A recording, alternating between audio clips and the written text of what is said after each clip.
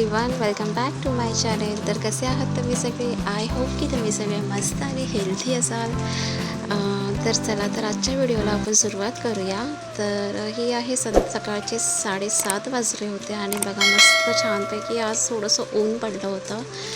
तर आज वातावरण खूप छान झालेलं आणि थंडावा तर आहेच वातावरणामध्ये. तुम्हाला दिसत असेल की पूर्ण हिरवंगार झालेलं आहे समोरचं डोंगरसुद्धा.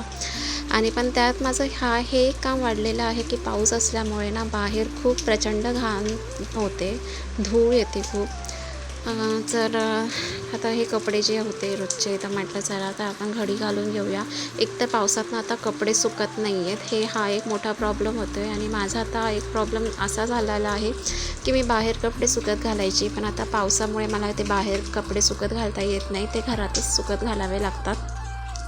मग ते जे काही जे कपडे सुकतात नाही त्यांचे मी सगळं आवरून ठेवलं. बेडशीट जरा आवरून ठेवली आणि आता इथं तुम्हाला दिसतच असेल बघा, वडीची पानं भरपूर आणलेली आहेत माझ्या मिस्टरांनी. ॲक्च्युली त्यांना दिलेली आहेत त्यांच्या स्टुडंट्सनी. आणि खूपच होती वडीची पानं. म्हटलं आता ही एवढी लावायची कशी, याचं टेन्शन आलेलं मला ॲक्च्युली.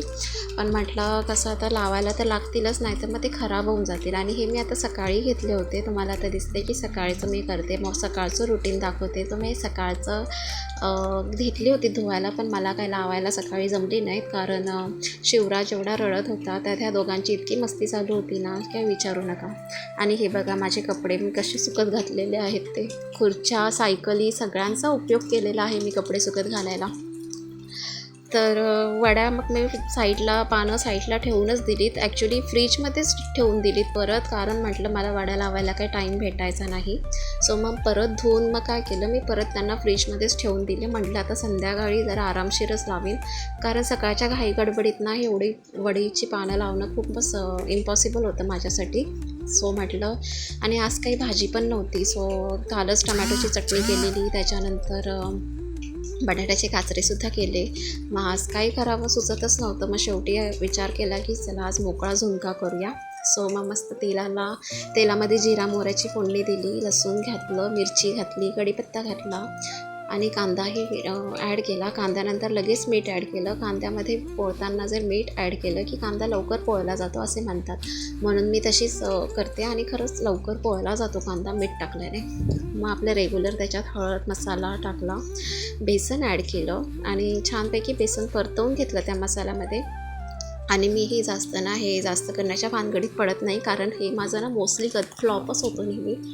पण गेल्या वेळेला जेव्हा मी केलेलं ना तेव्हा चांगलं झालेलं, म्हणून ह्या वेळेला मी परत हिंमत केली की नाही करून बघूया कारण ह्याच्या ना खूप आधी केलेलं ना तेव्हा इतकं बकवास झालं होतं ना, तुम्हाला सांगते.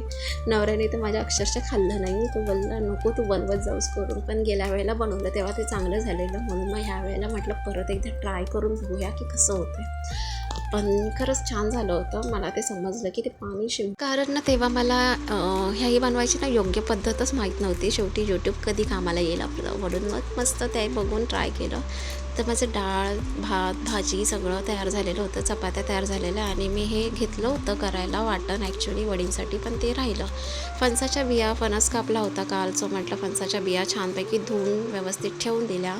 सगळं जेवण आवरल्यानंतर किचनचा पसारा अक्षरशः बघवत नाही आहे, एवढी भांडी पडलेलीत ना. 2 माणसं जेवायला असतात, पण तरी पण भांड्यांचा रगाडा काय संपत नाही. आणि बाहेर परत पुन्हा पाऊस सुरू झालेला होता, पुन्हा पाऊस भरला होता, रिप पाऊस चालूच होता. सो म्हटलं चला आज खिडकी थोडीशी ओपन करूया आपण आणि मगच भांडी घेऊ घासायला. थोडंसं कसं गरमी पण होत असते, छान हवा येत होती बाहेरून खिडकीतनं. सो घेतलीत भांडी घासायला. भांड्यांचा ढिगारा काय कधीच कमी होत नाही, ती का आणि घासायलाच लागतात, त्याचा काही ऑप्शन नाही आहे आपल्याकडे. शेवटी मग ते खरकटं होते ती सगळे आधी पाणी खरकटं सगळं काढून घेतलं बेसिनमध्ये. त्याच्यानंतर भांडी एकदा स्वच्छ झाली ना की घासायला काय पटकन होतात.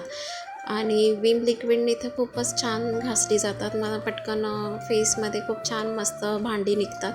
आणि कितीही ढिगारा असला तरी खूप छान वाटतं. आणि ॲक्च्युली ना मी बघत होती खिडकीच्या बाहेर, कसं आहे ना आता पावसाळा सुरू झाला आहे, मध्येच ऊन पडतं, काही ना काहीतरी येऊ शकतं. कारण कसं घर असं जंगलामध्ये आहे, थोडंसं जंगल आहे आसपास, तर मला भीती वाटत असते की काही येईल करून. म्हणून माझं लक्ष, मी मोस्टली ती खिडकी ओपन जास्त ठेवत नाही. मी जर किचनमध्ये असली तरच ती किचनची खिडकी मी ओपन ठेवते, नाहीतर मी नेहमी बंद ठेवते. कारण काही जनावर साप बिपायची भीती वाटते म्हणून. आणि त्याच्यानंतर संध्याकाळी मग मी शेवटी 3-4 वाजता हे करायला घेतलं वाटण. म्हटलं चला मिरची, आलं, लसूण ह्याचं मस्त वाटण करून घेतलं. बॅटर भिजवून ठेवलेलं, चणापीठ, हळद, मीठ, मसाला सगळं टाकून तीळ टाकलेले.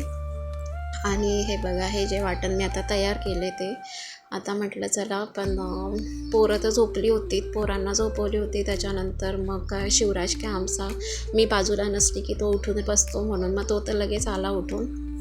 मग मी घेतली करायला. म्हटलं अर्धी तरी लावून घेऊया वडीची पानं, बाकीची नंतर लावता येतील. मग मी वडीची पानं लावायला घेतली.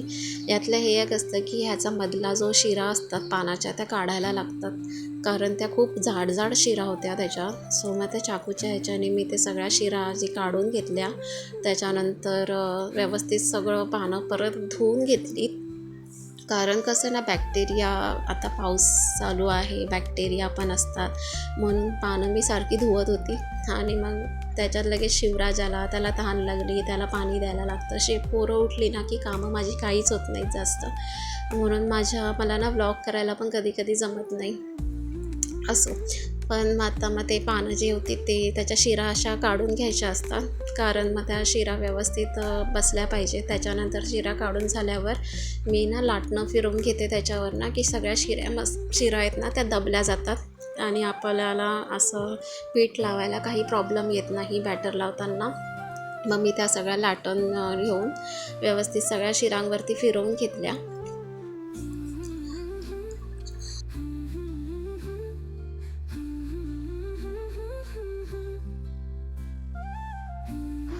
आणि मग आता जे बॅटर मी तयार केलेलं ते मी व्यवस्थित आता पानांना लावून घेत आहे. मला पहिला ना वडी लावायला अजिबात यायचं नाही. माझ्या सासूबाई नाही तर वहिनी लावायच्या वड्या. त्याच्यानंतर मग सासूबाईंचं बघून, वहिनींचं बघून मी वड्या लावायला शिकली ॲक्च्युलीमध्ये. आणि मग मला पण मग जमायला लागलं, आणि जेव्हापासून जमायला लागलं तेव्हापासून मग वड्या मी खूप छान बनवते, असा माझा नवरा म्हणतो की छान बनवलेस करून. सो मला चला काही म्हणजे येते मला वड्या लावायला. तर मस्तपैकी छान अशा आता भरपूर पानं होती, तर म्हटलं चला आपण, आणि कसं मोठी पानं होती, तुम्हाला दिसतच असेल, खूप मोठी पानं होती ना. तर छान 4 वळकुटं झाली होती वडीची. आणि माझं बॅटर पण संपलेलं. मग त्याच्यानंतर मग मी बाकीची पानं ठेवून दिली, म्हटलं ती नंतर लावेल. आणि त्याच संध्याकाळी परत माझे मिस्टर अजून वडीची पानं घेऊन आली. म्हटलं आता काय करायचं परत, ह्या अजून वड्या लावायच्या तरी किती. पण आता जो होता तो मी लावून घेतला. त्याच्यानंतर हे असं राऊंड करून त्याला व्यवस्थित बॅटर हे करून घेतलं. आणि तुम्हाला सांगते ना, वड्या खूप छान झाल्या होत्या. त्याच्यावरती जर आपण पांढरी तीळ टाकले ना तर खूपच मस्त दिसायलाही छान असतात, आणि टेस्ट पण खूप छान येते. आणि ह्याच्यामध्ये मी एक कोकम आगळ टाकलं होतं. कोकम चिंच न टाकता मी डायरेक्ट कोकम आगळच टाकलेला. आता ही वडी ना खूप मोठी होती, तर त्या चाळणीमध्ये बसत नव्हती माझ्या, म्हणून मी मध्ये ना कट केली त्यांना आणि मग लावले. मग ते असे 4 मोठे वळकुटे लावून घेतले मी. तर माझे आता हे बघा, हे 4 तयार आहेत. आणि आता मी ते म्हटलं आता चला ते बस पटकन शिजवून घेते. त्याच वड्या लावेपर्यंतच काळोख झाला होता. तुम्हाला दिसत असेल बघा, खिडकीवर पूर्ण काळोख झालेला आहे. म्हणजे मी वड्या घेतल्या असतील 5-5:30ला लावायला, आणि त्याच्यानंतर मग काळोखच झाला. एवढा टाईम गेला माझ्या वड्या लावायला. असं म्हटलं चला आता फणसाच्या बिया होत्या, आता म्हटलं भाजून घेऊया. आणि भाजून घेतल्यानंतर इथे ह्या दोघांचं बघा, मी खायला घेईपर्यंतच ह्या दोघांनी बिया संपवून टाकल्या, आणि वड्याही माझ्या तोपर्यंत तयार झालेला. तर आजचा व्लॉग तुम्हाला कसा वाटला मला नक्की कमेंट करून सांगा. भेटूया आपण एका नवीन व्लॉगमध्ये. तोपर्यंत सर्वांनी काळजी घ्या. Take care. बाय.